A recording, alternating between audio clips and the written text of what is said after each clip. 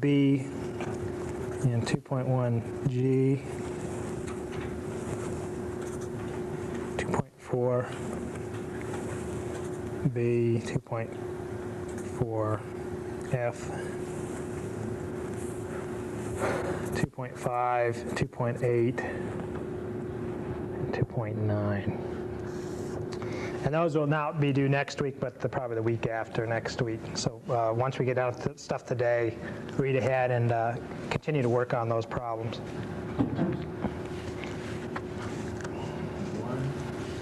2.1 B and G, and 2.4 B and 2.4 F, 2.5, 2.5, 2.8, 2.9.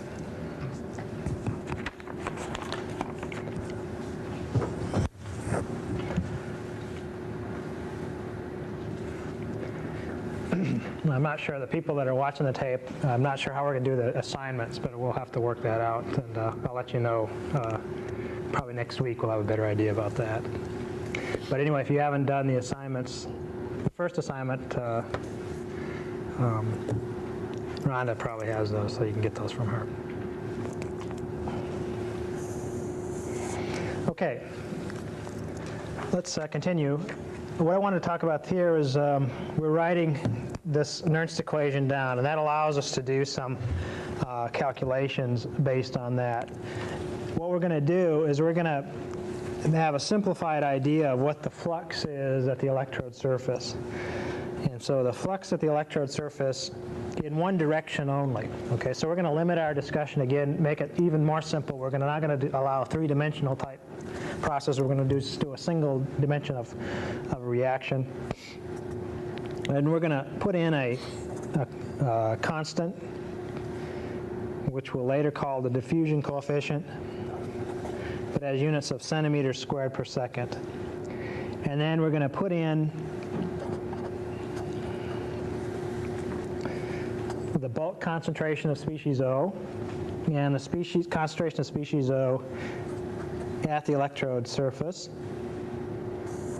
And then we're going to put in another term, which we're going to call delta.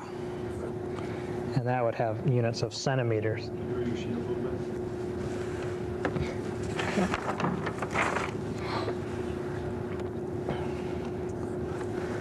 Now, if we rewrite that, we can actually rephrase that into a particular form of the equation, which will be actually quite useful for later on for kind of quick and dirty type calculations. We'll use the concept of what they call the mass transfer coefficient, m sub 0.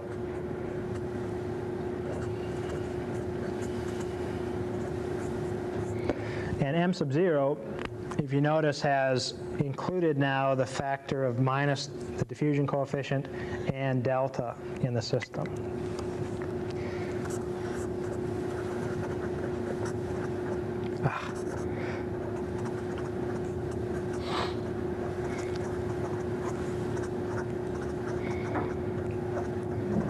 And if you notice, this will have the same units as the rate as before. It's kind of centimeters per second.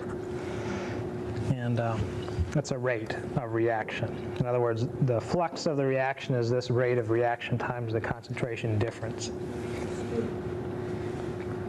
Okay, and it has units of centimeters per second. Now, this is not a normal type of rate constant that you might have seen before in chemistry classes, but in fact, it's a heterogeneous rate constant. And what's that mean? Well, that's the kind of reaction that occurs at that interfacial zone. And you can actually think of as that rate as being the equivalent of a cubic centimeter of material going through a area of material per second. So the units on that really comes from taking a cubic centimeter of material and taking it and then moving it through an area, which is our electrode area per second. So it's like a flux of material per second through that material. Now this is called a semi-empirical theory because we put in this little fudge factor delta into the system. And we're going to put in delta just to make it easy to calculate. All right. So now that we've got an expression for the flux, we can actually write down an equation for that, and we say that the current, again, knowing the current being is equal to I over NFA is equal to the flux at the electrode surface for any particular time, and that's going to be equal to the mass transfer coefficient, which is this heterogeneous rate of reaction, and it reflects how fast material is moving from the bulk to the interface, and the concentration difference between the bulk and the electrode concentration. Notice now that the flux is not just something that we can arbitrarily choose. The flux is a function of the potential. Why is it a function of the potential? Because if you go back up here, you see that the concentration of O at the electrode surface is a function of potential by the Nernst equation, according to the setup that we've done. So we have to consider that. Let's think about one particular limiting case in that case. For if the potential is high enough,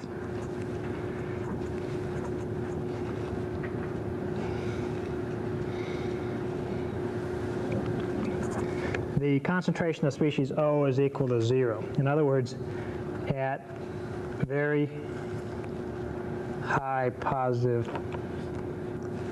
or negative potentials, I should say.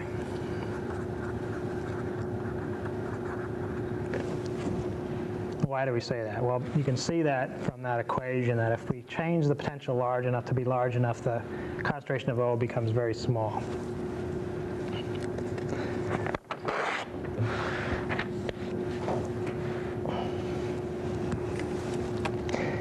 If we consider that particular point in time when the concentration of species O is 0 at the electrode interface, then we can rewrite our equation.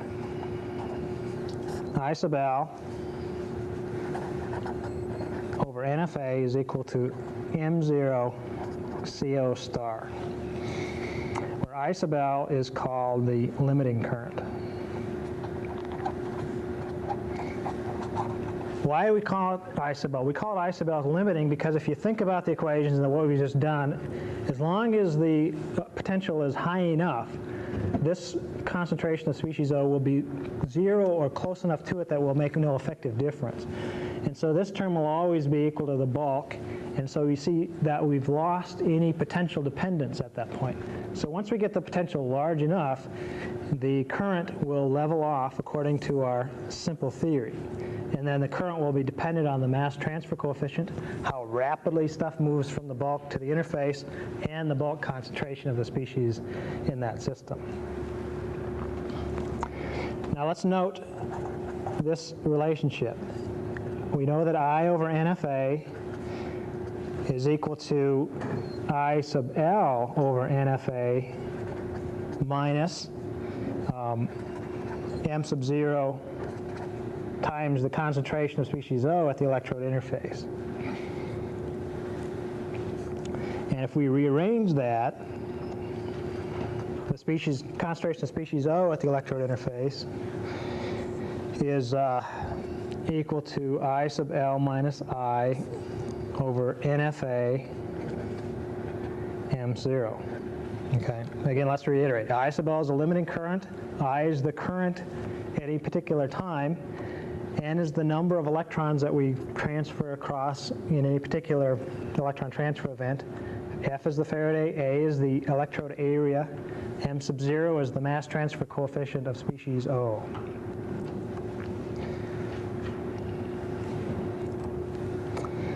Now C sub R also can be derived in a similar manner. It's a little bit simpler because we don't have to think about it being present initially in solution. So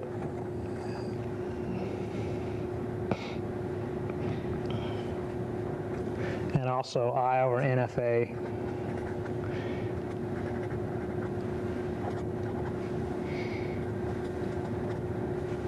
is equal to the mass transfer coefficient of species R at the electrode surface. Okay, so using these parts of the equation that we've just calculated, we can substitute those back into the Nernst equation. Remember the Nernst equation that we wrote previously, right here, where we have C sub O at the electrode surface and C sub R at the electrode surface. We can put those numbers in, equations in, and we see that E now is equal to E0 plus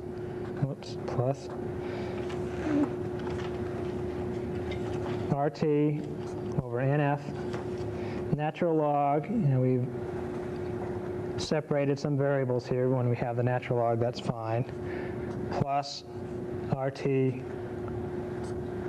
over NF, natural log of the limiting current minus I over I. In other words, the potential current relationship now is given in this particular equation.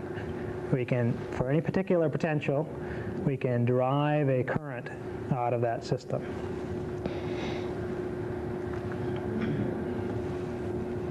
So let's draw that. It's not obvious how you do that. Actually, you have to kind of do an iterative process to find the proper current from any given potential, but you can do that. So if we plot I versus E, we get a curve that looks something like this. Yeah, sorry.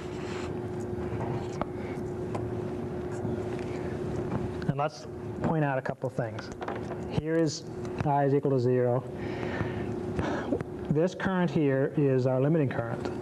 And you see what we predicted has happened. As soon as we make the potential negative enough, again, this is negative potential on this axis.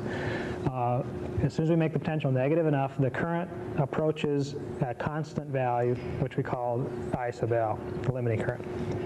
There's also a point that's a point of inflection on that curve as we go up, this sigmoidal curve, and you see that that potential is kind of a special one. We call it the E1/2 point.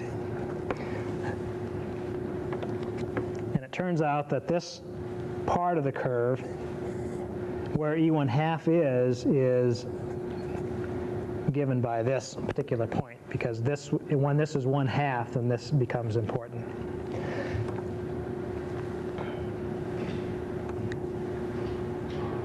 So the midpoint, or the E1/2 point of the curve, is dependent on the E0, which is our kind of a thermodynamic potential. That's the potential of our cell, and a term which depends on the mass transfer coefficients of those two species. Usually, the mass transfer coefficient of species R and O are somewhat similar, but not always. Species R may be able to transport it more rapidly than species O for a number of reasons. R might be a neutral species and O might be an ion, and those often would have different rates of diffusion or different rates of mass transport.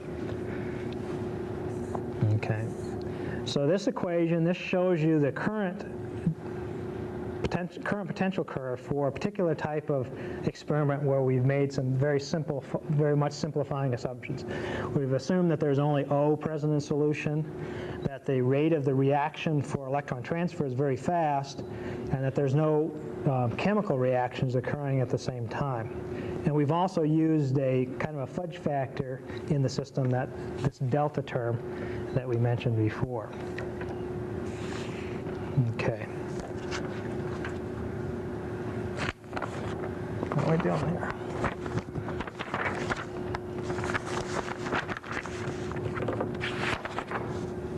Okay.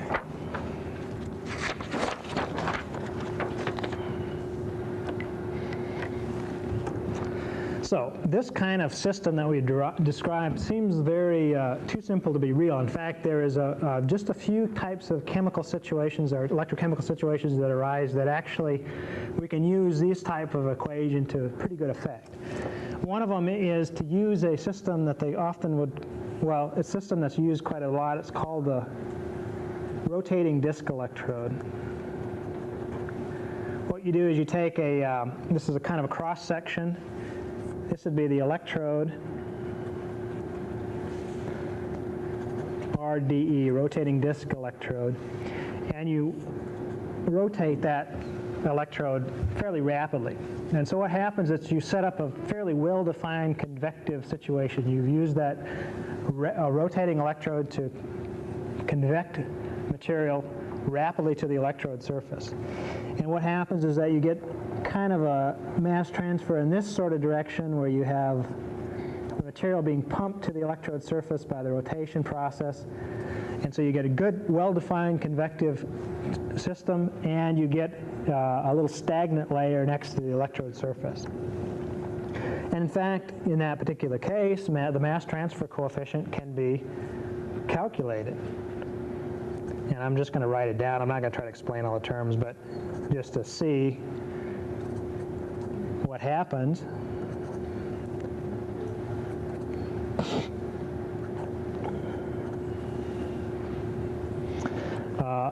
The mass transfer coefficient is 0.62 times the diffusion coefficient of whatever species O is being transported to the electrode surface.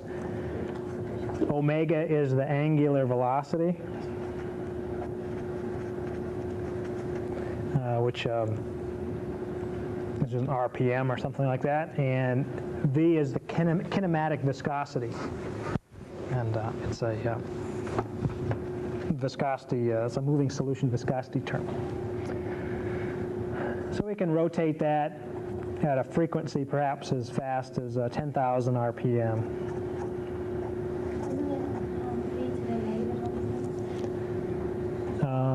It might be, in fact. I forget the... Another situation that arises where we can get very accurate, and a very accurate calculation of the mass transfer coefficient. A very simple one is an experiment that I do in my lab called a scanning electrochemical microscope, where we can take a very small electrode and put it quite close to the surface, where the electrode is now quite small, maybe 10 micrometers in diameter. And if we put that tip next to another electrode, the mass transfer process that occurs between those two electrodes is quite well defined, and we get mass transfer coefficient of d0 over d. Now that's not delta. Remember, we kind of used delta before as a fudge factor, but in this case the d is the distance between the two. And so our mass transfer coefficient, the closer we get those two species, or two electrodes together, the more current flows, because the higher the mass transfer comes in.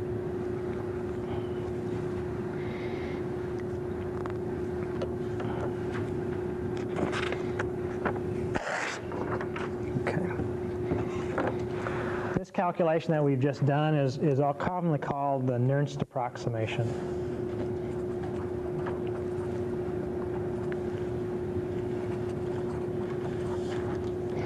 The idea is that rather than trying to calculate exactly what the concentration profile is between the electrode surface and the interface,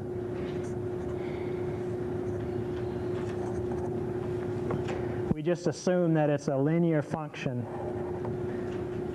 between some layer between the electrode surface and the interface. So that delta is a layer of solution where it's assumed that within that layer there's a linear change in the concentration to 0 at the electrode surface. And then outside that region delta, the concentration is equal to the bulk.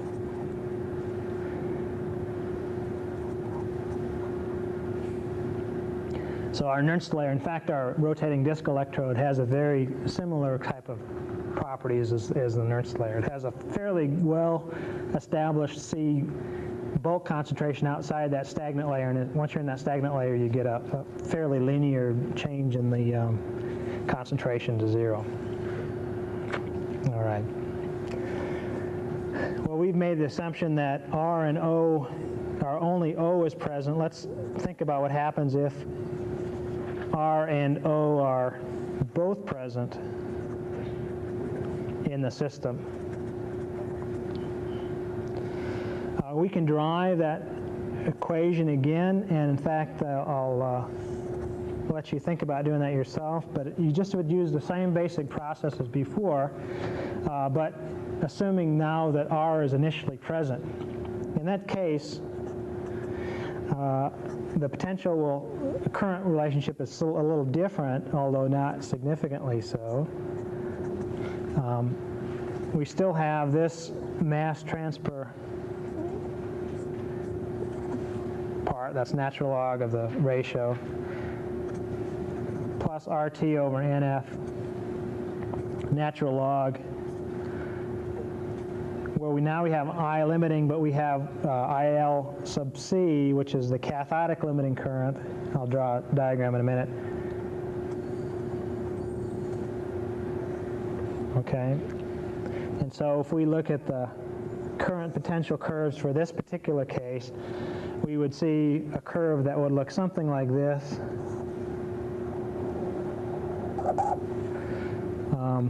I should say it looks like this, where this... In your derivation, yeah. The current part of it, the IL, comma, is that an E or C? That's a C. Okay.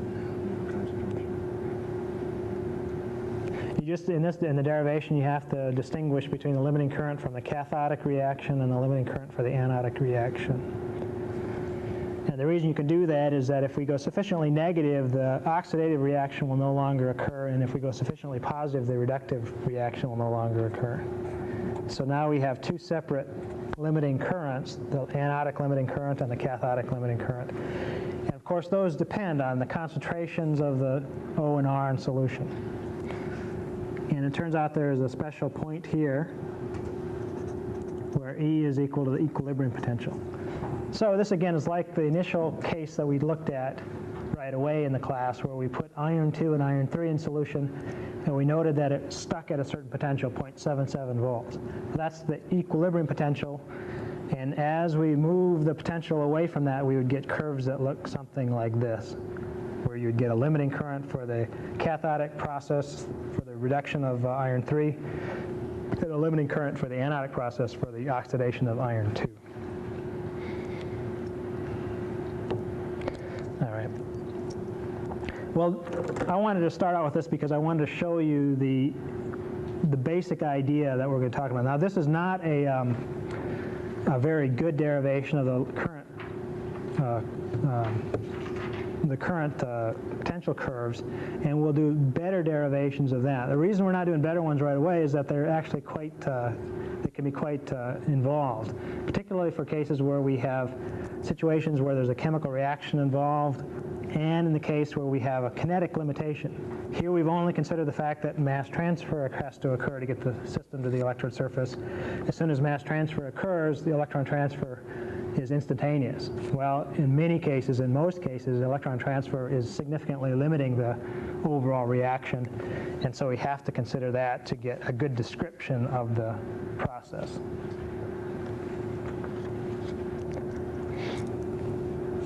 Okay.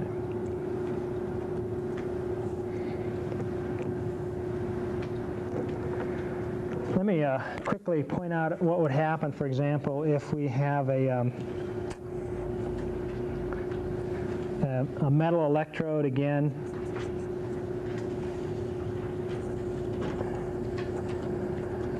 Suppose we have species O prime that's in equilibrium with a species O.